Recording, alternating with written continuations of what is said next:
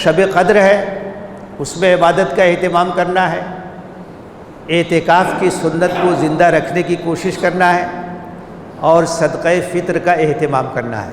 رمضان کے ایام بہت تیزی کے ساتھ گزر رہے ہیں اور بالکل اب آخری مرحلے میں ہم لوگ داخل ہو رہے ہیں، تو ہمیں اس بات کی کوشش کرنی چاہیے کہ نیکیوں کے اس موسم بہار سے ہم زیادہ سے زیادہ فائدہ اٹھائیں۔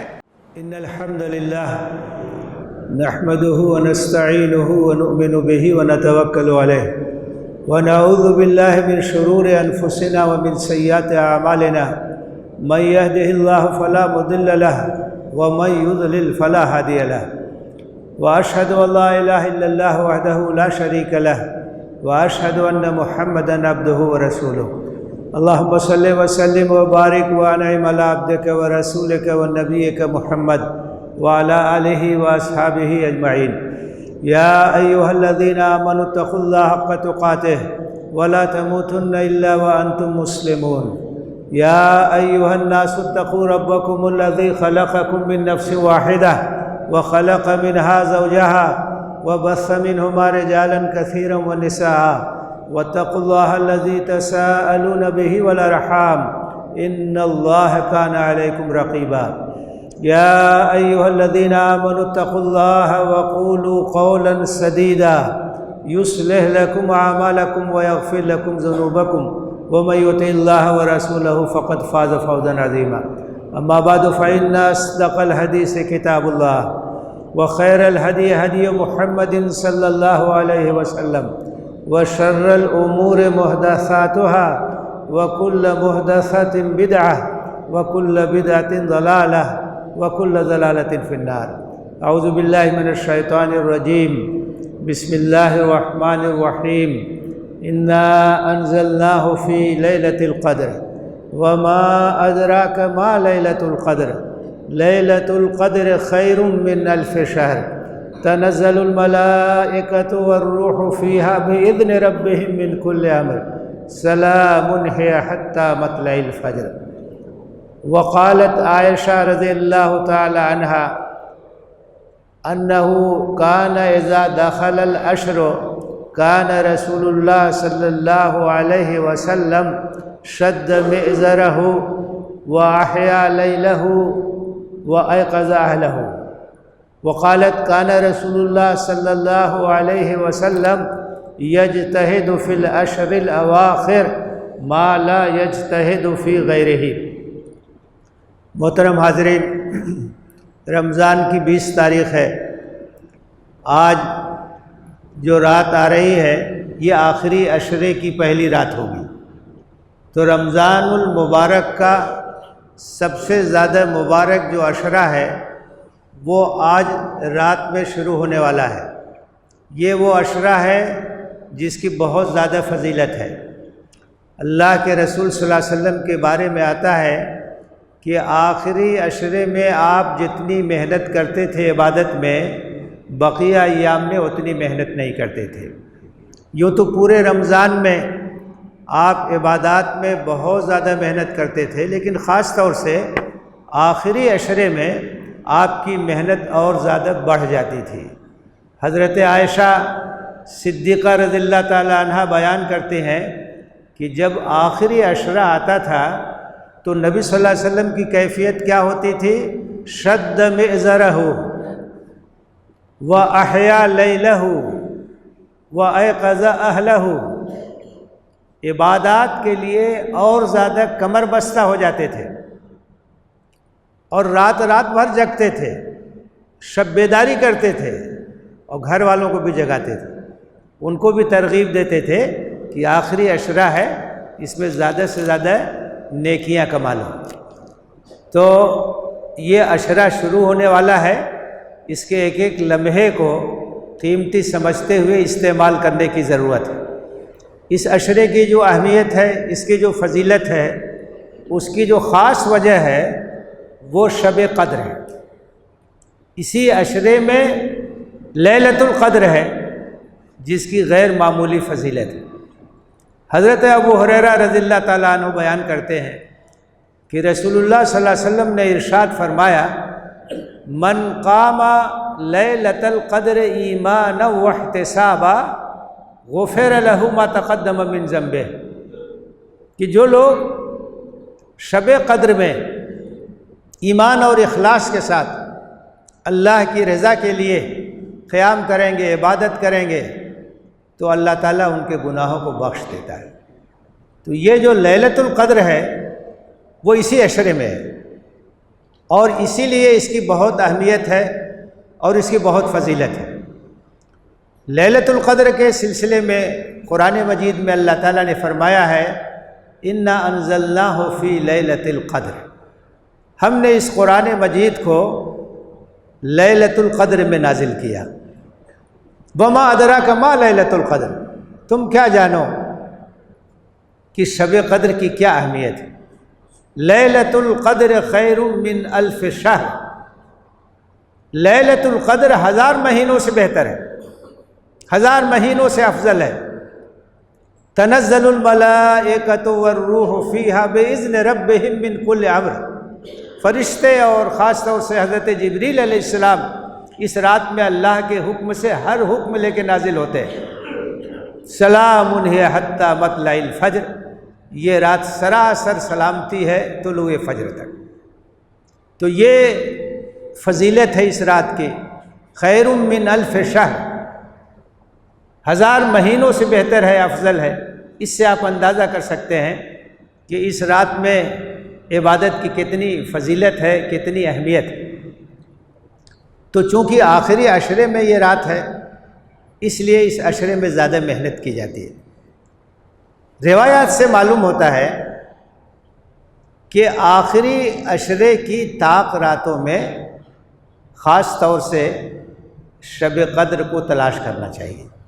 تحروا لیلۃ القدر فی الوتر من العشر الاواخر، آپ نے فرمایا ہے کہ شب قدر کو تلاش کرو آخری عشرے کی طاق راتوں۔ تو طاق راتیں 5 ہیں، 21ویں، 23ویں، 25ویں، 27ویں اور 29ویں۔ خاص طور سے ان طاق راتوں میں محنت کرنی چاہیے۔ ویسے پورے عشرے میں تمام راتوں میں، بعض روایات سے معلوم ہوتا ہے کہ پورے عشرے کی تمام راتوں میں شب قدر ہو سکتی ہے۔ تو ان تمام راتوں میں ہمیں کوشش کرنی چاہیے۔ لیلۃ القدر تلاش کرنے کیا مطلب ہے؟ لیلۃ القدر تلاش کرو کا مطلب یہ ہے کہ زیادہ سے زیادہ اس میں عبادت کرو، نماز کا اہتمام کرو، تلاوت کا اہتمام کرو، اذکار کا اہتمام کرو، استغفار کا اہتمام کرو، دعاؤں کا اہتمام کرو۔ مختلف شکلیں ہیں، تو ان شکلوں کو اختیار کرو اور اس بات کی کوشش کرو کہ ان خوش نصیب لوگوں میں شامل ہو جاؤ جو شب قدر کو پاتے ہیں اور شب قدر کی فضیلت سے ہمکنار ہوتے ہیں۔ حضرت عائشہ صدیقہ رضی اللہ تعالیٰ عنہ نے پوچھا کہ اللہ کے رسول صلی اللہ علیہ وسلم، اگر مجھے اندازہ ہو جائے کہ یہ شب قدر ہے، میں پا جاؤں اسے، تو میں کوئی خاص دعا کیا کروں، مجھے بتائیے۔ تو آپ نے بڑی ایک جامع دعا سکھائی۔ آپ نے کہا کہ یہ دعا پڑھو، اللہم انک عفو تحب العفو فاعف عنی۔ مختصر ہے اور جامع ہے۔ اے اللہ، تو عفو درگزر کرنے والا ہے اور عفو درگزر کو پسند کرتا ہے، تو مجھے معاف کر دے۔ اللہم انک عفو تحب العفو فاعف عنی۔ اے اللہ، تو معاف کرنے والا ہے، معاف کرنے کو پسند کرتا ہے، تو مجھے معاف کر دے۔ تو اس طرح کی دعاؤں کا جو قرآن میں اور سنت میں منقول ہیں، ان کا اہتمام کرنا چاہیے۔ آخری عشرے کی اسی اہمیت اور فضیلت کی وجہ سے اللہ کے رسول صلی اللہ علیہ وسلم نے اعتکاف کی سنت مشروع کی، اور آخری عشرے میں آپ مسجد میں معتکف ہو جاتے تھے۔ یہ آپ کا معمول تھا تو اعتکاف یہ سنت مؤکدہ ہے، کیونکہ اللہ کے رسول صلی اللہ علیہ وسلم نے پابندی کے ساتھ اعتکاف کیا، اور آخری عشرے میں اعتکاف کا مقصد یہی ہے کہ جب آدمی اعتکاف کرے گا تو ظاہر ہے کہ وہ زیادہ سے زیادہ عبادت کے لیے یکسو ہوگا، اور وہ شب قدر پائے گا، شب قدر کی فضیلت اسے ملے گی، اور اس کے اجر اور ثواب میں اضافہ ہوگا۔ تو اللہ کے رسول صلی اللہ علیہ وسلم کی اس سنت کو بھی زندہ رکھنے کی ضرورت ہے، اس پر عمل کرنے کی ضرورت ہے۔ اعتکاف کی سنت 10 دن کے لیے آدمی یکسو ہو جاتا ہے، مسجد میں عبادات کے لیے، ذکر کے لیے، اذکار کے لیے، دعاؤں کے لیے، استغفار کے لیے، یہ بڑی خوش نصیبی کی بات ہے، اور اللہ کے رسول صلی اللہ علیہ وسلم کی ایک اہم سنت کو یہ زندہ رکھنے کا مسئلہ ہے۔ تو اس عشرے میں اعتکاف کی سنت پر بھی عمل کرنا چاہیے، اور چونکہ اب رمضان اپنے آخری مرحلے میں داخل ہو رہا ہے تو ایک چیز کا اور اہتمام کرنا چاہیے جسے صدقہ فطر کہا جاتا ہے، جسے زکوٰۃ الفطر کہا جاتا ہے۔ حضرت عبداللہ ابن عمر رضی اللہ تعالیٰ عنہما بیان کرتے ہیں، فرض رسول اللہ صلی اللہ علیہ وسلم زکوٰۃ الفطر صاعا من تمر او صاعا من شعیر علی کل حر و عبد و ذکر و انثی من المسلمین، کہ اللہ کے رسول صلی اللہ علیہ وسلم نے فرض قرار دیا ہے، لازم قرار دیا ہے زکوٰۃ فطر کو، صدقہ فطر کو، اور یہ کتنے مقدار میں نکالی جائے گی؟ صاع من تمر او صاع من شعیر، 1 صاع کھجور یا 1 صاع جو، سب کی طرف سے، چاہے وہ آزاد ہو، چاہے غلام ہو، چاہے مرد ہو، چاہے عورت ہو، چاہے بچہ ہو، چاہے بڑا ہو، سب کی طرف سے صدقہ فطر نکالا جائے گا۔ اور مختلف روایتوں میں مختلف چیزوں کا ذکر ہے، کھجور کا ذکر ہے، جو کا ذکر ہے، گیہوں وہاں نہیں ہوتا تھا، اسی طریقے سے کشمش کا ذکر ہے، اور بھی چیزوں کا ذکر ہے۔ تو اس سے یہ نکلتا ہے، بعض روایتوں میں یہ بھی ہے کہ صاع من طعام، یعنی جہاں آپ صدقہ فطر نکالیں وہاں کی جو خوراک ہو عام طور سے، تو اس میں سے نکالا جائے گا۔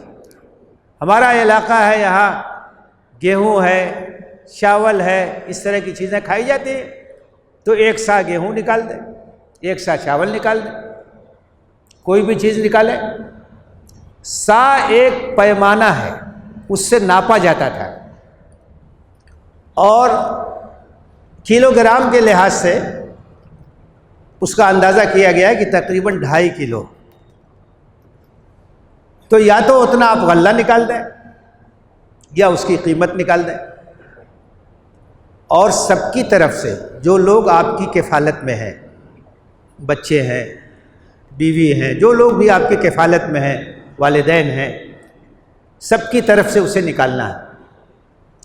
اور اصل تو یہ چیز واجب ہوتی ہے جب عید کا چاند نکل جاتا ہے، اور عید کی نماز سے پہلے اسے ادا کرنا ہے، لیکن بہتر یہ ہے کہ تھوڑا پہلے اسے نکال دیا جائے تاکہ یہ چیز غریبوں تک پہنچ جائے اور عید کی خوشیوں میں وہ شریک ہو سکے۔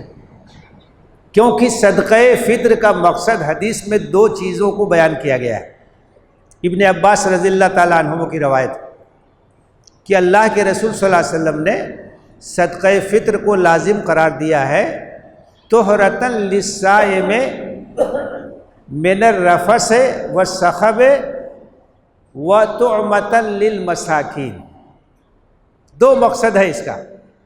ایک مقصد تو یہ ہے کہ ہمارے روزے میں کوئی کمی ہے، کوئی کوتاہی ہے، تو اس کے ذریعے سے اس کی تلافی ہو، اور دوسرا مقصد یہ ہے کہ مسکینوں کی مدد ہو، غریبوں کی مدد ہوگی۔ رمضان کے روزے اور اس سے متعلق جو احکام ہیں ان کا ایک نمایاں پہلو یہ ہے کہ اس کے ذریعے سے ایک سماجی ضرورت پوری ہوتی ہے، سماج میں جو غریب لوگ ہیں ان کی مدد ہوتی ہے، ان کا تعاون ہوتا ہے۔ اسی لیے اس مہینے میں خرچ بہت کیا جاتا ہے، انفاق ہوتا ہے، لوگ زکوٰۃ نکالتے ہیں، صدقات نکالتے ہیں، خیرات نکالتے ہیں، اللہ کے راستے میں خرچ کرتے ہیں، اللہ کے بندوں کی مدد کرتے ہیں۔ تو صدقہ فکر کا یہ دو مقصد ہے، ہمارے روزوں میں جو کمی ہے اس کی تلافی ہوگی، اور ہمارے سماج میں جو غریب لوگ ہیں ان کی مدد ہوگی۔ تو بہتر یہ ہوگا کہ عید سے کچھ دن پہلے ہی صدقہ فطر نکالیں، چاہے غلے کی صورت میں، چاہے نقدی کی صورت میں، اور مستحقین تک پہنچائیں۔ نقد کی صورت میں نکالنا چاہیں تقریباً 60 روپیہ فی کس جو ہے وہ اس کا حساب بنے گا، اس حساب سے گھر کے تمام لوگوں کی طرف سے نکال کے غریبوں کی مدد کریں۔ تو ایک تو شب قدر ہے، اس میں عبادت کا اہتمام کرنا ہے، اعتکاف کی سنت کو زندہ رکھنے کی کوشش کرنا ہے، اور صدقہ فطر کا اہتمام کرنا ہے۔ رمضان کے ایام بہت تیزی کے ساتھ گزر رہے ہیں، اور بالکل اب آخری مرحلے میں ہم لوگ داخل ہو رہے ہیں، تو ہمیں اس بات کی کوشش کرنی چاہیے کہ نیکیوں کے اس موسم بہار سے ہم زیادہ سے زیادہ فائدہ اٹھائیں، اور یہ اس لیے آتا ہے کہ ہم اپنی تربیت کا سامان کر سکیں، اپنی مغفرت کرا سکیں، اللہ سے اپنی قربت کو بڑھا سکیں۔ تو اس سلسلے میں ہمیں زیادہ سے زیادہ کوشش کرنے کی ضرورت ہے، اور اس پر زیادہ سے زیادہ توجہ دینے کی ضرورت ہے۔ پچھلے ہفتے ایک اہم واقعہ یہ ہوا دہلی میں، آپ جانتے ہیں 17 مارچ کو All India Muslim Personal Law Board کی اپیل پر دہلی کے جنتر منتر میں ایک بہت تاریخی احتجاج اور پروٹیسٹ ہوا، اور حکومت جو ہے مرکزی یہ وقف کے ایکٹ میں ترمیم لا رہی ہے، تو اسی سلسلے میں یہ پروٹیسٹ کیا گیا، یہ احتجاج کیا گیا۔ آپ جانتے ہیں کہ پچھلے اگست میں سرکار نے پارلیمنٹ میں وقف ترمیمی ایکٹ پیش کیا، اور اس کو لے کر اختلافات ہوئے، پھر اسے پارلیمانی کمیٹی کے حوالے کیا، اور پارلیمانی کمیٹی نے کئی مہینے تک مختلف اجلاس کیے، اس کے بعد اپنی سفارشات پیش کر دی۔ اب اس بات کا اندیشہ ہے کہ یہ جو اجلاس چل رہا ہے، بجٹ اجلاس جو 4 اپریل تک چلے گا، اسی کے دوران سرکار اسے پاس کرانے کی کوشش کرے گی، چونکہ یہ بل بہت خطرناک ہے، اور اس کی وجہ سے اوقاف کی جو جائیدادیں ہیں وہ خطرے میں پڑ جائیں گی، اس لیے مسلمان اس کی مخالفت کر رہے ہیں۔ بنیادی چیز تو یہ ہے کہ جب کوئی ایکٹ آتا ہے یا کسی ایکٹ میں کوئی ترمیم آتی ہے، تو جس کمیونٹی سے متعلق وہ ایکٹ ہے اس کے جو لوگ ہیں ان سے مشورہ ہوتا ہے، ان کی جو تنظیمیں ہیں، ان کے جو ماہرین ہیں، پڑھے لکھے لوگ ہیں، ان سے مشورہ ہوتا ہے، اور اس کے بعد پھر اس کا مسودہ تیار کیا جاتا ہے۔ لیکن یہ ترمیمی ایکٹ آیا اور مسلمانوں سے کوئی مشورہ نہیں کیا گیا، مسلم تنظیموں سے کوئی رابطہ نہیں کیا گیا، اور ایکٹ پیش کر دیا گیا۔ اب اس کی مخالفت ہوئی، تو ایک جوائنٹ پارلیمانی کمیٹی بنا دی گئی، اور اس کمیٹی نے ملاقاتیں کی، سب سے مسلم تنظیموں سے بھی ملاقاتیں کی، بہت سے افراد سے ملاقاتیں کی، بہت سی میٹنگیں ہوئی، اور سب لوگوں نے اپنے اعتراضات بتائے، دلائل کے ساتھ بتائے، تحریری شکل میں بھی دیا، پریزنٹیشن بھی کیا، سب کچھ کیا، لیکن کسی کی ایک بات بھی تسلیم نہیں کی گئی۔ کمیٹی میں اپوزیشن کے بھی لوگ تھے، انہوں نے کئی تجویزیں رکھی، ایک تجویز بھی منظور نہیں کی گئی۔ ظاہر ہے کمیٹی میں جو حکمراں محاذ ہے اس کے ممبران کی اکثریت تھی، تو انہوں نے اکثریت کے بل پر اپنی تجویزوں کو شامل کر لیا، اور اپوزیشن کی تمام تجویزوں کو رد کر دیا، مسلم تنظیموں نے جو کچھ پیش کیا اسے رد کر دیا، کوئی ایک بات بھی نہیں سنی۔ یہ بات گھوم گھوم کے کہی جا رہی ہے کہ ہم نے کئی مہینے تک میٹنگیں کی، بہت سے لوگوں سے ملاقاتیں کی اور بہت سی تنظیموں کی نمائندگی ہوئی، ٹھیک ہے، ملاقات تو آپ نے کی، لیکن کسی کی ایک بات بھی آپ نے تسلیم نہیں کیا۔ تو یہ تو ایک نمائش ہو گئی کہ کمیٹی بھی بن گئی اور اس نے میٹنگیں بھی کر لی، ملاقاتیں بھی کر لی، لیکن جو کرنا تھا وہی کیا، اور جتنی تجویزیں دی گئی کسی ایک تجویز کو بھی قبول نہیں کیا، اور وہ ترمیمی ایکٹ جس شکل میں تھا تھوڑا اور سخت کر کے اسے پھر پیش کر دیا۔ اس لیے مسلمان اس کی مخالفت کر رہے ہیں، کسی کی بات سننے کے لیے تیار نہیں۔ اوقاف کو خطرہ درپیش ہے۔ آل انڈیا مسلم پرسنل لا بورڈ نے اپیل کی 17 مارچ کو جنتر منتر پہ، تمام تنظیمیں وہاں تھیں، جمیعت العلماء، جماعت اسلامی، جمعیت اہل حدیث، ملی کونسل، جتنی تنظیمیں سب، اور پارلیمنٹ کے بہت سارے ممبران تھے، سب نے اس بل کی مخالفت کا اعلان کیا۔ اب اس کے باوجود بھی اگر یہ ترمیمی ایکٹ پاس ہو جاتا ہے تو جمہوری طریقے سے اس کی جو مخالفت ہے وہ ہوگی، اور انشاءاللہ مسلمانان ہند آل انڈیا مسلم پرسنل لا بورڈ کی سرپرستی میں جو بھی مناسب طریقے ہیں جمہوری ایک ملک میں اس کو اختیار کر کے قانونی چارہ جوئی بھی ہوگی، پروٹیسٹ بھی ہوگا، اور جو مناسب طریقے ہیں ان طریقوں کو اختیار کریں گے۔ بنیادی چیز ہمیں یہ سمجھنا چاہیے کہ ہمارا اعتراض اس ترمیمی ایکٹ پر کیا ہے۔ یہ جو ترمیمی بل ہے اس میں بنیادی اعتراض کیا ہے، اس کو ہم سمجھیں گے تو دوسروں کو سمجھا سکتے ہیں، برادران وطن کو بھی سمجھانے کی ضرورت ہے، جن سے ہمارے تعلقات ہیں ان کو سمجھانے کی ضرورت ہے۔ بہت سی غلط فہمیاں پھیلائی گئی، اور جب سے یہ بل متعارف ہوا ہے مسلسل میڈیا بھی اس کے حق میں فضا ہموار کرنے کی کوشش کر رہا ہے، افواہیں پھیلائی گئی، یہ بات پھیلا دی گئی کہ اس وقت تو وقف بورڈ کے پاس اتنا اختیار ہے کہ جہاں ہاتھ رکھ دے اس کا ہو جائے گا۔ ایک دم جھوٹی بات ہے، یہ ممکن ہی نہیں ہے کہ کسی کی پراپرٹی پہ کوئی فرد یا کوئی تنظیم دعویٰ کر دے اس کی ہو جائے گی۔ ثبوت چاہیے، ڈاکومنٹ چاہیے، شواہد چاہیے، اس کے بغیر تو کوئی چیز مانی نہیں جا سکتی ہے۔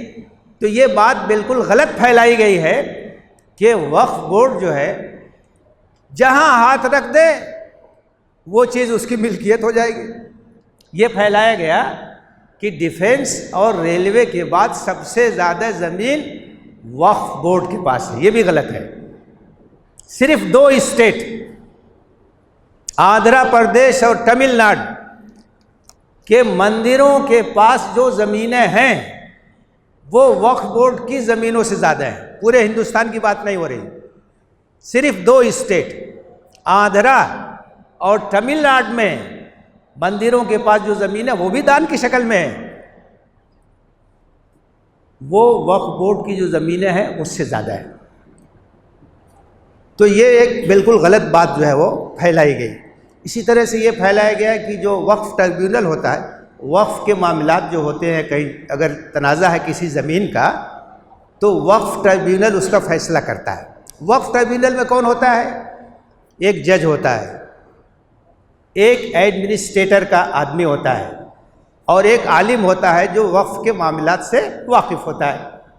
حکومت ہی بناتی ہے ٹریبیونل کو۔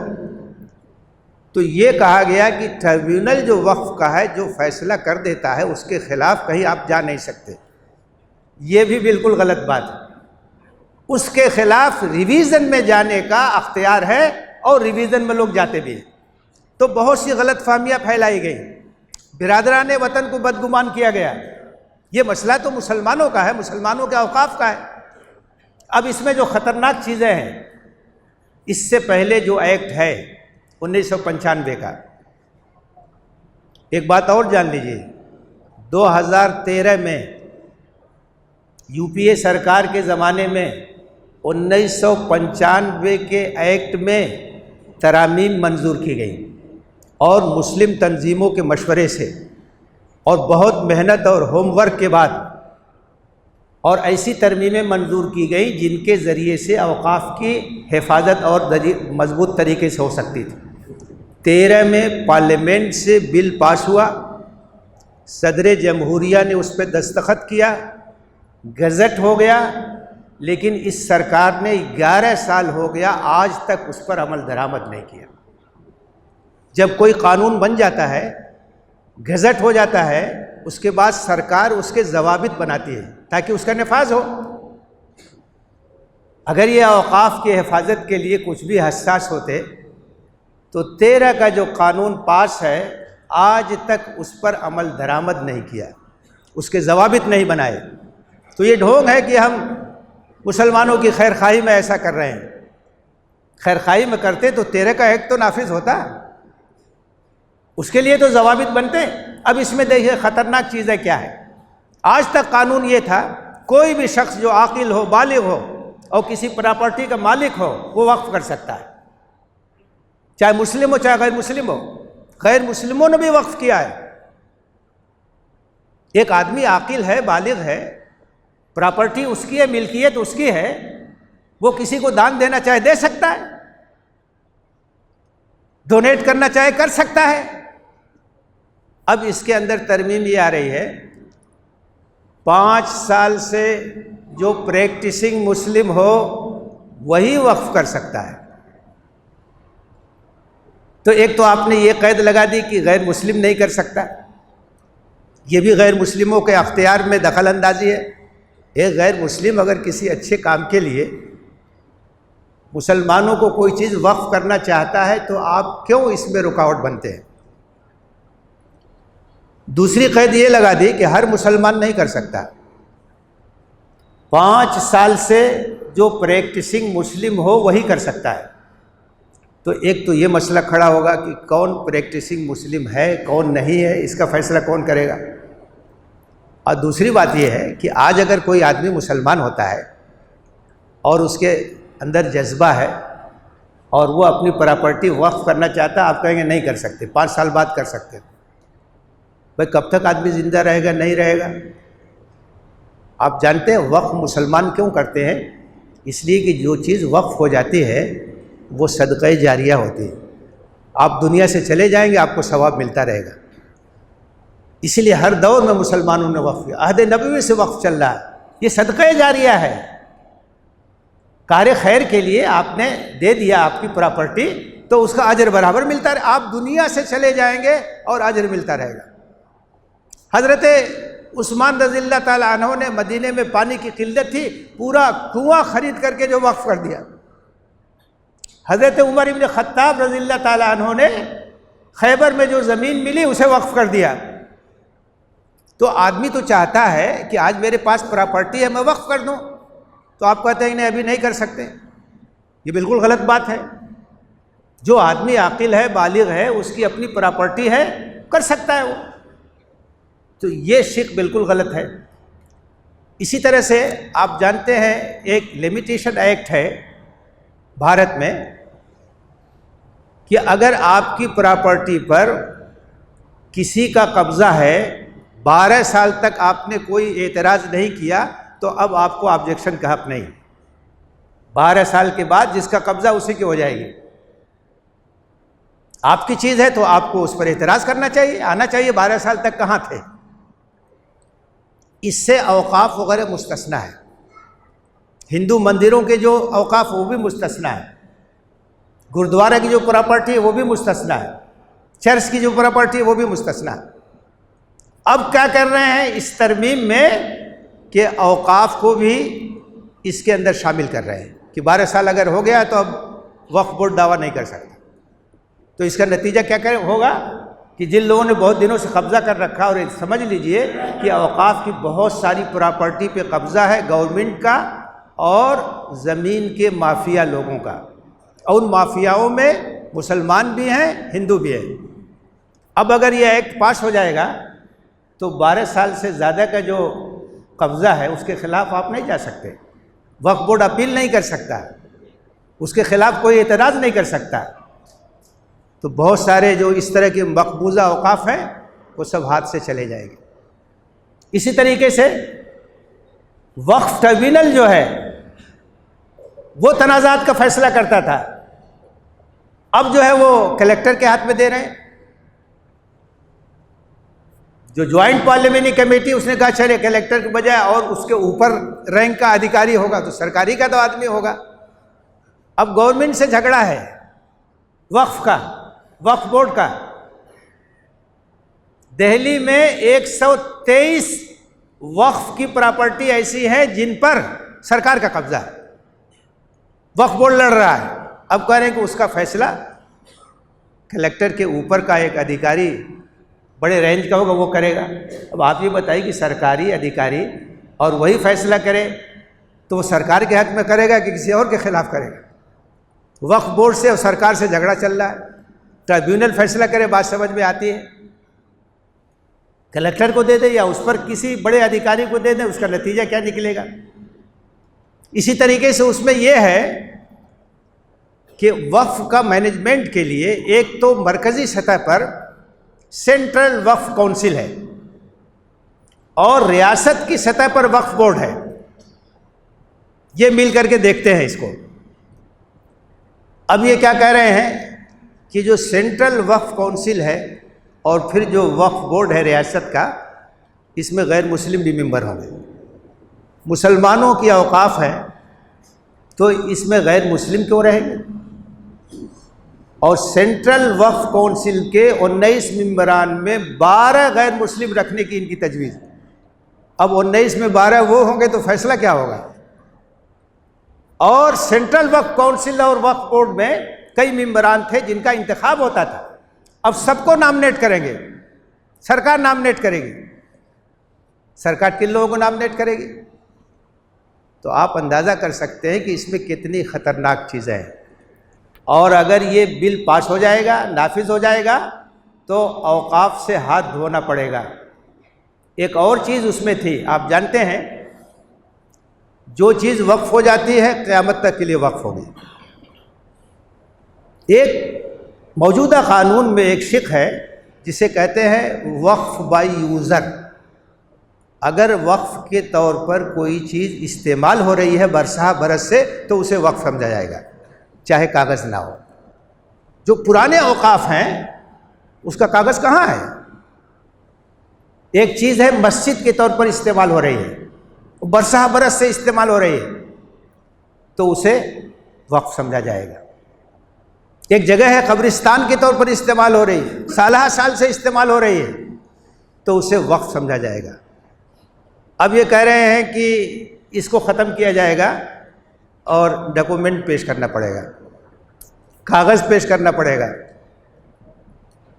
بہت سے ایسے بھی اوقاف ہیں کہ زبانی وقف کر دیا، اس کا بھی لحاظ کیا جاتا تھا، اب وقف بائی یوزر کو ختم کر دیں گے تو اس کا نتیجہ کیا نکلے گا؟ بہت سے اوقاف سے ہاتھ دھونا پڑے گا، کاغذ ہر جگہ مانگیں گے، اور اس میں کہ 6 مہینے کے اندر اندر تمام اوقاف کا رجسٹریشن جو ہے وہ کرانا ضروری ہوگا، اور 6 مہینے میں اگر آپ نہیں کرا سکے تو وہ چیز وقف نہیں سمجھی جائے گی۔ تو آپ اندازہ کر سکتے ہیں کہ یہ جو کچھ بھی ترامیم لائی جا رہی ہیں اس کے ذریعے سے اوقاف کو ہڑپنے کا پروگرام ہے، ہتھیانے کا پروگرام ہے۔ نگاہوں میں اوقاف کی جو پراپرٹی ہے وہ کھٹک رہی ہے۔ یہ تو ہمارے بزرگوں نے، ہمارے آبا اور اجداد نے اپنی زمین کو کار خیر کے لیے دیا ہے، تو اس کو کسی کی نگاہ میں کھٹکنا نہیں چاہیے۔ اجر اور ثواب کے لیے انہوں نے دیا ہے، اپنی پراپرٹی دی ہے۔ تو میرے بھائی اور میرے بزرگوں، یہ ایک نازک موقع ہے، اوقاف کو بچانا ہماری اور آپ کی ذمہ داری ہے۔ All India Muslim Personal Law Board بہت ذمہ داری کے ساتھ اس مسئلے کو دیکھ رہا ہے اور اقدامات کر رہا ہے۔ ہمیں اور آپ کو اس بات کے لیے تیار رہنا ہے کہ All India Muslim Personal Law Board کی طرف سے کوئی کال آتی ہے تو ہم اس کے لیے تیار رہیں گے۔ مشترک پارلیمنٹری کمیٹی بنی، بات آئی کہ ای میل بھیجنا ہے، کروڑوں ای میل مسلمانوں نے بھیجے، اپنی مرضی کا اظہار کیا کہ ہم ریجیکٹ کرتے ہیں اس بل کو۔ تو کوئی بھی کال آئے، چاہے اپنے رائے کے اظہار کے سلسلے میں ہو، چاہے احتجاج کے سلسلے میں ہو، چاہے گرفتاری دینے کے سلسلے میں ہو، ہمیں تیار رہنا چاہیے۔ یہ بہت نازک موقع ہے اوقاف کو بچانے کے لیے، اور اوقاف کی املاک کے تحفظ کے لیے اگر ہم نے کوتاہی کی اور اپنے قائدین کا ساتھ نہیں دیا تو اس کا نتیجہ بہت خطرناک ہوگا۔ تو ہمیں ہر طرح سے تیار رہنا ہے۔ اپنے اوقاف کی حفاظت کے لیے ہم ہر ممکن کوشش کریں گے، اور اپنے غیر مسلم ساتھیوں کو، دوستوں کو بھی سمجھائیے کہ مسئلہ کیا ہے۔ اتنی غلط فہمی پھیلائی گئی ہے کہ لوگ گمراہ ہیں، وہ اصل مسئلے کو سمجھ نہیں رہے کہ کیا ہے، تو ان کو سمجھانے کی بھی ضرورت ہے۔ ایک تکلیف دہ صورتحال یہ ہے کہ غزہ پہ پھر حملہ شروع ہو گیا ہے۔ آپ نے پڑھا ہوگا، دیکھا ہوگا، سنا ہوگا۔ جو معاہدہ تھا اس معاہدے کی خلاف ورزی کرتے ہوئے اسرائیل نے غزہ پہ پھر حملہ شروع کر دیا ہے۔ 2-3 دن کے اندر کئی سو فلسطینی شہید ہو گئے۔ رمضان کے مہینے میں کتنے مشکل حالات سے وہ دوچار ہیں۔ تو دعا کیجیے کہ اللہ تعالیٰ ان کی مدد فرمائے، اللہ تعالیٰ ان کی حفاظت فرمائے، اور اسرائیل کو اس کے ارادوں میں ناکام کرے۔ فلسطین کے لوگوں پر اللہ کی رحمت ہو، ان کو اللہ تعالیٰ جرأت اور استقامت عطا فرمائے، اور ان کی حفاظت ہر طرح سے اللہ تعالیٰ فرمائے۔ شدید مشکلات سے وہ دوچار ہیں، ان کے لیے دعاؤں کی ضرورت ہے۔ اللہ تعالیٰ سے رمضان کے اس مبارک لمحات میں، آخری عشرے میں، شب قدر میں دعائیں کیجیے۔ حرمین میں دعائیں ہو رہی، سارے عالم میں دعائیں ہو رہی ہیں۔ اللہ تعالیٰ ان کی مدد فرمائے، آمین۔ وآخر دعوانا ان الحمد للہ رب العالمین۔